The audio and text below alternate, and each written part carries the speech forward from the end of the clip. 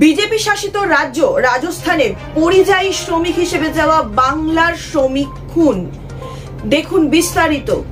পেটের টানে কাজ করতে গিয়েছিলেন বিজেপি শাসিত রাজ্য রাজস্থানে, আর সেখানেই বাংলার এক পরিযায়ী শ্রমিককে কয়েকজন মিলে মারধর করা হয় বলে অভিযোগ তার পরিবারের। সহকর্মীদের সহযোগিতায় হাসপাতালে ভর্তি করানো হয়, কিন্তু শেষ রক্ষা হয়নি। চিকিৎসা চলাকালীন মৃত্যু হয় ওই পরিযায়ী শ্রমিকের। ঘটনার খবর পেয়ে চাঞ্চল্য সৃষ্টি হয়েছে সমগ্র এলাকা জুড়ে। শোকের ছায়া নেমে এসেছে গোটা গ্রামে। স্থানীয় সূত্রে জানা যায়, ওই মৃত পরিযায়ী শ্রমিকের নাম মতি, বয়স 40 বছর।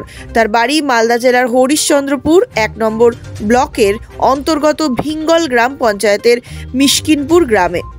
মৃত পরিযায়ী শ্রমিকের পরিবার রয়েছে স্ত্রী ও 2 নাবালক সন্তান। বাড়ির একমাত্র উপার্জনকারীর মৃত্যুতে শোকের ছায়া নেমে এসেছে পরিবারের সূত্রে জানা গেছে, রাজস্থানের জয়পুরে একটি সোনার দোকানে 20 বছর ধরেই কাজ করতেন তিনি। তবে ছুটি নিয়ে 5 মাস আগে বাড়ি এসেছিলেন তিনি।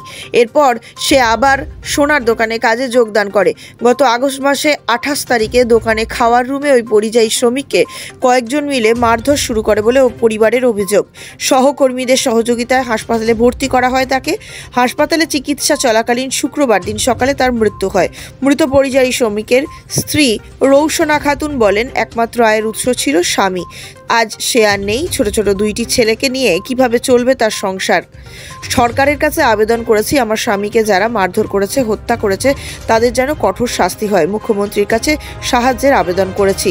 মিশকিনপুর গ্রামের গ্রাম পঞ্চায়েতের সদস্য এর প্রতিনিধি খাইরুল আলম বলেন, দীর্ঘ 20 বছর ধরে রাজস্থানে জয়পুরে একটি সোনার দোকানে কাজ করতেন মতি। খাওয়ার রুমে মতিকে মারধর করে বলে শুনতে পাই আমরা। তারপর ওইখানে থাকা আমাদের গ্রামের শ্রমিকরা মিলে মতিকে হাসপাতালে ভর্তি করে এবং চিকিৎসা চলাকালীন তার মৃত্যু হয়। পরিযায়ী শ্রমিকের মৃত্যুর খবর পেয়ে ওই পরিবারের সাথে দেখা করতে যান পশ্চিমবঙ্গ সরকারের প্রতিমন্ত্রী তজমুল হোসেন। তিনি বলেন, বিজেপি শাসিত রাজ্যে বাংলার মানুষদের ঘৃণার চোখে তাকায়, তাই একের পর এক বাংলার পরিযায়ী শ্রমিকদের মৃত্যুর ঘটনা ঘটছে। তবে আমরা ওই পরিযায়ী শ্রমিকের পরিবারের পাশে রয়েছি। আগে থেকে কাম করছিল। তারপর কি হয়েছে?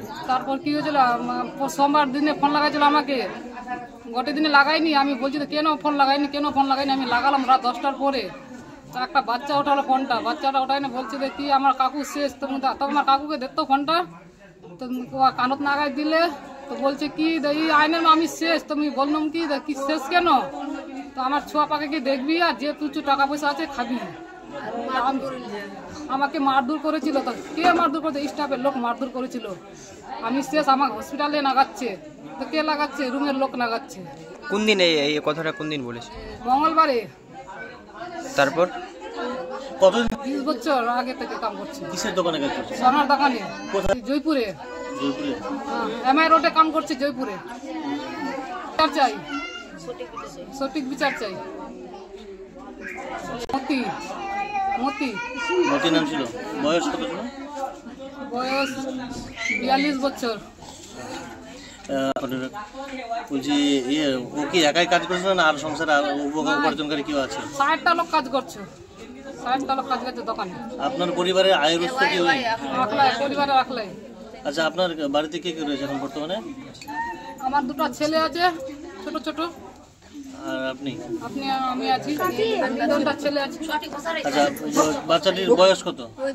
এটা বছরের, এটা ছেলের 4 বছর 2 মাস হলো। এটা ছেলের 6 বছর হলো, 6 বছর 6 মাস হলো। আচ্ছা, এখন আপনার আবেদন কি সরকারের কাছে? শাস্তি চাই আমি। সঠিক তদন্ত চাইছেন। আপনার নাম? রৌশনা খাতুন। আপনি কি হলেন ওনার? স্বামী, স্ত্রী।